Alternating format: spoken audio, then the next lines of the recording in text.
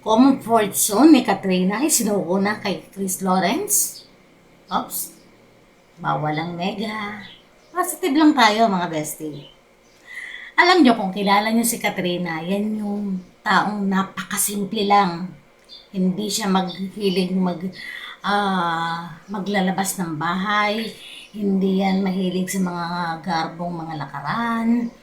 Pag wala siyang work, nasa bahay lang yan. Lalabas lang yan kung may work o for KT or kung may banding ang KKK family. Kita nyo yan, di ba? Yung mga fans and supporters ni Katrina. Kilala nyo, di ba mga bestie? Pag nasa bahay lang yan, kita nyo. Ipinakita niya sa kanyang vlog. Doon lang siya, may mga alaga siyang hayop. May mga halaman siya doon. Yun ang ginagawa niya pag nasa bahay siya. So, ang comfort zone niya ay yung kasarili niyang tahanan. So, ano bang ibig kong sabihin dito? Ibig kong sabihin na papasok na ni Chris Lawrence yung comfort zone ni Katrina. So, ibang level ng respect, ng trust, yung ibinibigay na ni Katrina kay Chris Lawrence. Hindi na yun basta ex lang. Kung dati hatid sundo lang, kung dati susunduin lang ni Chris si Katie para ipakita or dalhin sa bahay niya at ipakita yung mga pasalubong niya. Pero ngayon, ano na nangyayari? Ano nang ganap mga bestie? Direkta nang madadala ni Chris Lawrence ang balikbayan pasalubong box doon mismo sa bahay ni Katrina Halili. Doon mismo sa comfort zone niya. At hindi lang to basta usapin ng ex. Dahil ibinibigay mo na yung tiwala mo, portable na kayo sa isa't isa. Si Katrina, ganun din. Si Chris Lawrence, komportable na din. Doon sila nagbablog ng sabay. Doon at nagbebenta ng Katie's Bomb. Doon na sila nagbabanding. Kung hindi sa labas, doon lang sa bahay. Naghaharutan, naglolokohan, nagbibiruan. At ginagawa nila yon. Hindi lang yun para kay Katie. Dahil alam nila pareho na masaya sila sa ginagawa niya, di ba?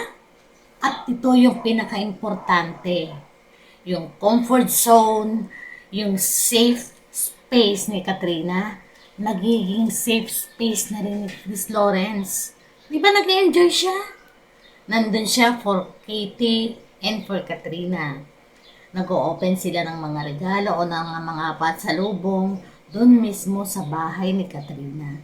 Maaring ang iba sinasabi, it's just for co-parenting. Yung iba naman nagsasabi, yung malilinaw ang mata ha, lalo na ang mata ko malinaw na kahit nakasalamin pa yan. Parang may x-ray vision. Sinasabi nila co-parenting lang. Pero baka hindi natin alam, may second chance na nangyayari na hindi nila sinasabi. Yun. Pansin niyo ba? Napaka-blooming ni Katrina ngayon. Diba? Ang saya-saya niya. Kikita mo yung sayang nanggagaling sa loob. Hindi yun basta pakita lang dahil nagbablog sila. Hindi. Ramdam mo yung happiness ni Katrina ngayon. Diba? Walang ilangan, komportable silang dalawa sa isa't isa. At madalas, pag nasa labas, di ba? Mukhang inuumpisahan na nila yung kanilang dikit challenge. How much more pa kung umuwi na sila ng El Nido, Palawan. Di ba? Saya ng puso. Nakakaganda ng mood. Yung mga ganitong eksena. Tayo naman walang ibang pinagpe-pray. Siyempre, happiness natin. Yung makitang maging masaya si Katrina, si Chris, lalong-lalo na si Katie Loves. Masaya ang KKK family.